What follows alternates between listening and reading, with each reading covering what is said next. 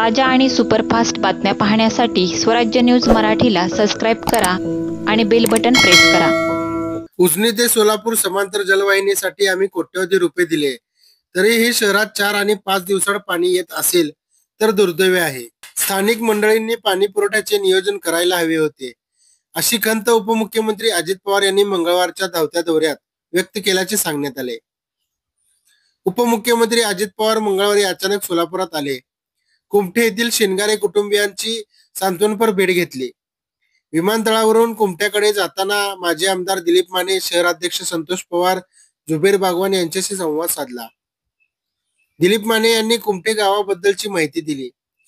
या दरम्यान अजितदादांनी शहरातील पाण्याबद्दल विचारणा केली। महाविकास सरकारच्या काळात समांतर जलवाहिनीची योजना 110 MLD वरून 170 MLD करण्यात आली। यासाठी अर्थमंत्री म्हणून 350 कोटी रुपये मंजूर केले होते।